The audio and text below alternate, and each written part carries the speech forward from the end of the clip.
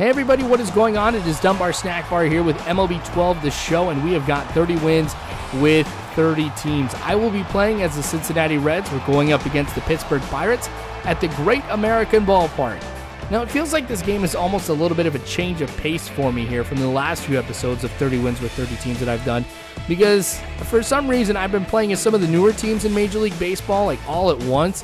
So it's been a while since I've been able to talk about a long history of a team and some of the historical players that have played for the team over the years. It'll be kind of nice to be able to do that here in this game. Matt Latos is going to be on the mound for me, the 3-2 pitch, and this is going to be a hit for the Pirates that goes into center field. So it looks like they're striking early.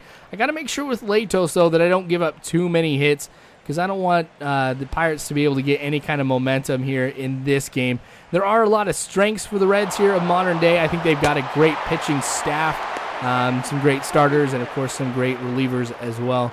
And from a hitting perspective, we have got some tremendous hitters as well, especially in like Joey Votto and a number of others here as well. So bottom of the first here, 1 out. This one's going to be high into center field. It's heading over to my bullpen. And this one is not going to go over the wall, but McChickens going to run into the wall here. And that's going to end up being a double for me. So a pretty big hit for me here to get things started off. An extra base hit is something I am always excited to be able to see from my team. So hopefully this is the start of something great here in the first inning. Because I've noticed with MLB The Show, it seems like inning number 1 tends to be my best inning. Now granted, that was happening a little bit towards the end of MLB 2K, but I don't know. Maybe that's just a pattern I got to make sure that I go ahead and stay true to here. But this is going to get crushed. It's almost in the exact same spot. McCutcheon running to that one. Not going to run into the wall because that one is going over. So we have got 2 runs after that home run. Tremendous for us here to be able to get those runs early on. So it looks like inning number 1 is going to be going very well for me here. Of course, Joey Votto was the one to be able to go ahead and get that home run. So I'm expecting a lot from him in this game to be able to lead me offensively to a lot of great hits. Obviously, a home run is something I'm excited about. Who knows? Maybe we'll end up seeing some more with this game. It's not something that I would be surprised without a Votto. One of the best hitters I think you are going to find in the National League. Still 2-0, 2-2 count. This one is going to go into right field. A tremendous dive right there for the catch and the out. Oh, man. Bruce has got to sit down here, but at the same time, that is so sweet. I don't see this nearly as much, and I don't think I've had a diving catch quite yet in MLB The Show, so I guess I'm in awe right now. Top of the second, Latos has been able to get 2 outs right now. This one is going to get crushed, and whenever you see that dot, it means it could go over the wall, and it does. So the Pirates answer back here with a home run of their own. So that 2-run lead that we had has been cut in half. Latos obviously not happy. And gosh, I wouldn't be either, going ahead and giving that up that quickly. But there's still plenty of game ahead of us here, so I'm not really going to worry about things too much. That is, of course, going to affect Matt Latos' confidence. But I should be able to work through that here and be able to get to a point where I'm kind of back to where I was. So I got to make sure I throw a lot of strikes and I get some Ks. I've already had a couple so far in this game, but just for the sake of time, you guys know I don't get a chance to show every single K. All right, so bottom of the second now. This one is pretty crazy because it was actually Latos who got the hit right there. I got to show you the replay on this one because I don't think that really did it justice, okay? So I get the hit. It's a line drive. Jumps for it, okay? That's exactly what you would expect, but you wouldn't expect it to go off of his forehead. So that's got to be one of the craziest hits I think I've ever had playing any baseball game, but I had to make sure I go ahead and show that, even though nothing happens from it.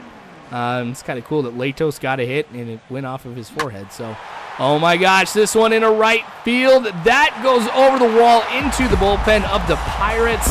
And I think that was really more about where I hit that than anything else, because that one was right down the right field line. If it was something that was hit towards the center field, of course we would be looking at an out. So it's good that we go ahead and we've got the big bats going in this game.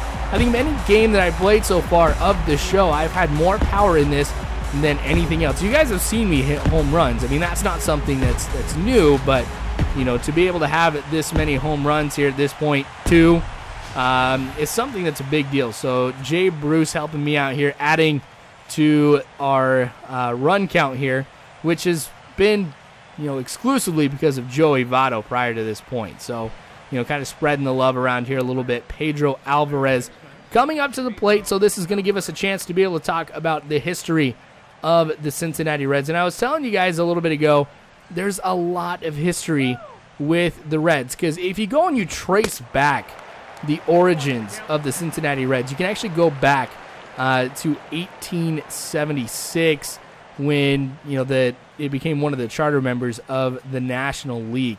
So that's kind of cool. You see this team right now, and you can't help but think 1876 is when these guys got started. I mean, we're getting up there almost to 150 years with some of these teams, and that's just awesome to know that baseball has been around that long. And the Cincinnati Reds, among some of the other teams that are there, have been a tremendous part of that and have been there from the beginning. 0-2 count, though. Throw that low four-seamer, and I get the strikeout right there. All right, so bottom of the fourth, 1-1 pitch. This one, ooh, tremendous throw right there. So I guess he goes ahead and he makes up for the fact that he got hit in the forehead with that pitch with a pretty good throw over from short to first that was off balance.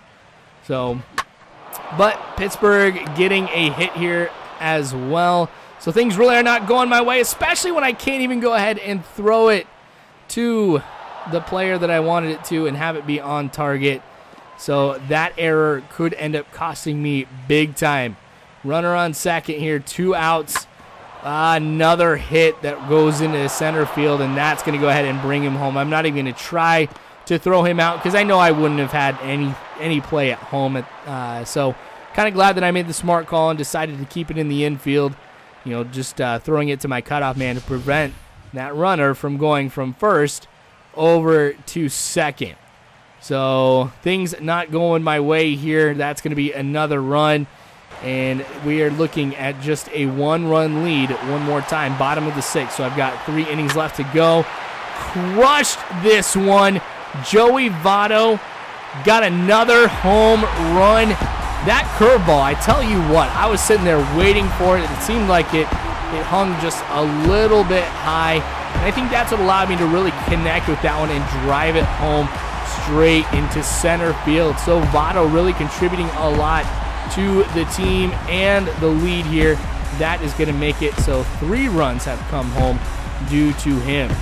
So Bruce coming up next, and remember, he had a home run as well. So maybe we'll see something back-to-back. But yeah, it did look like that curveball did hang a little bit, and I made the most of it here myself. So nice, as I mentioned, being able to see these home runs. Hopefully this is something that'll carry over when I start playing MLB 13 here on Tuesday.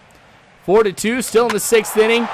This is going to be a great hit that is going to go to the wall, bounce off. It was like a foot or two shy of another home run. So I mentioned tremendous power for the Reds, and I was not expecting this much power here in the game. We've had a lot of hits too, don't get me wrong, but we've had a lot of power hits too. So this one going into center field, gonna allow him to come home. Now this was my bad because I was going with like 2K controls right here, and I wasn't thinking at all, and I headed over to second when I really shouldn't have.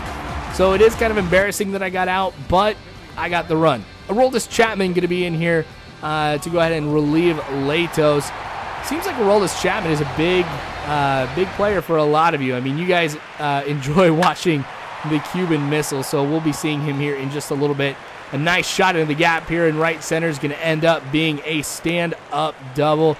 So this could be another run for me here. And if I can do that, I think I have this game in the bag. We're getting kind of close to the end, and it seems like I'm still getting some hits. Now the Pirates, both teams I should say, have really gotten a fair amount of hits. Pirates have let a lot of hits go. I have let a lot of hits go. With 2 outs still in the bottom of the 7th, I am heading over to third, and I am safe over there as well. It was kind of a risky move for me to go ahead and do that here, but I wanted to make sure, though, that I get some aggressive base running here in this episode, too, because that's honestly one of my favorite things about baseball is just stealing a bunch of bases and I'm able to do that. So Andrew McCutcheon up at the plate. So now we get a chance, of course, to be able to talk about some of the players that have played for the Cincinnati Reds over the years. One of the big ones, I'm going to mention him right from the beginning, is Pete Rose. So I know I usually mention Hall of Famers or things like that. I'm not going to go necessarily into the controversy behind Pete Rose, but I did want to make sure that he gets recognized for the for being a player on the Reds that I think was a tremendous player on the field. You got some other ones as well. Barry Larkin, one of the best shortstops ever to go ahead and play the game. Johnny Bench, one of the best catchers. Frank Robinson. You've got a lot of great players. So there's a lot of history from the perspective of individuals that have gone ahead and played for the Reds over the years. And they've been able to do a lot of good things too, allowing the Cincinnati Reds to win 5 World Series titles. The last time they won it was in 1990. So I would say they're kind of due for a World Series here pretty soon. That was also the last time that they won the National League pennant. So they won National League Central Division in 2012. So they're definitely doing a lot of things really well, and I'm expecting some good things out of them here in the 2013 season. By the way, Chapman, in case you didn't see that one, got the strikeout with a 100-mile-an-hour fastball, which is ridiculous. But, hey, he's the Cuban Missile. Of course he's going to go ahead and throw pitches like that. That bunt caught me by surprise. I'm not going to lie. So, mad props here to the computer for deciding to go ahead and lay down that bunt. Honestly, it was the surprise factor more than anything else that got him on base. Plus, I guess I should say that is a tremendous bunt, just going right down that left field line. You really can't get a better bunt than that. Anyway, bottom of the 8th here. It is 5-2. Cincinnati on top. This is going to be another good hit for me. It's going to fall just short of the right fielder. I'm going to go ahead and get a single out of that. So a runner on first here could get some things going. Joey Votto, that's his 3rd hit of the game. 2 of those have been home runs, of course. So he's actually going 3 for 4 in the 8th inning. So I get him over to second. And then this is going to be a big hit that is going to go to the warning track, bounce off the wall. That's going to bring him home. So another big hit allows me to get another run. And we're looking at him being on second base as well. So we still have somebody in scoring position. It's almost like that we just go ahead, or we went ahead and got a free run right there because Votto was on second. And now we've got Bruce on second as well. All right. So get him over to third, 2 outs. There's another curveball that I end up getting a good connection with, and that's going to roll, of course, to the wall in the gap. It is going to be just a single because I didn't want to make the mistake that I did earlier of going ahead and heading over to second when I really shouldn't have. So I'm glad I played it smart right there. 7-2 right now. Heading over for second. It was probably one of the better pitches to go on here as that was a curveball, and so I'm able to make it safely into second base. So another stolen base here for the Cincinnati Reds. So the aggressive base running here is kind of helping me, and it's almost like once again I got a free run out of that because once again got somebody on second here. So not too much though is going to happen after that. So I'm going to go ahead and bring in Ryan Madsen, the closer for the Cincinnati Reds. I did want to go ahead and leave Aroldis Chapman in here for the 9th inning, but at the same time I want to make sure I feature as many players of the Cincinnati Reds that I can without getting too crazy, like bringing in a starter every single time. So this one is going to hit Madsen, and we're able to go ahead and get the runner out at first. But it looks like that this could be a really, really bad moment for Madsen, as there is obviously some pain there. He's having a hard time just being able to walk. A little bit of a limp there. Went off of his leg too, but I'm going to go ahead and keep him in. This one is going to be a hit for the Pirates. I honestly thought that we were going to see Votto make a catch right there, but apparently he wasn't able to go ahead, get his glove out there where it needed to be and bring that one in, so it's all right. I'm up by 5 runs here, so it's not like I'm expecting them to really come back here. But a high fly ball into right field, that one is going to get caught. Runner's going to head back over to first, so we're looking at 2 outs here in the top of the 9th. So if I can get this next out, the game will be done and over with, because of course we don't have to play a bottom of the 9th since I am the home team. So Madsen, even though he is injured right now, getting hit with that ball really, really hurt. he's going to go ahead and be able to get this game all finished up. So, of course, the Reds are going to win this one. Not a big surprise, but I am surprised that I was able to get 7 runs. I think that might be the most that I've had in MLB The Show. So, you know, credit the power hitting right there, and credit Joey Votto for having a tremendous night here, too. A lot of times when I play these games, the star player really doesn't have the best night, so it's kind of cool to see that Joey Votto wins player of the game. So thanks for watching, you guys. More, of course, of this to come, probably tomorrow, amongst some other things. So subscribe if you haven't already. You can follow me on Facebook, Twitter, all that great jazz. All you got to do is just make sure you go ahead and hit the description below. But thanks for watching, you guys. I definitely do appreciate it. And as always, I hope you guys have a good one.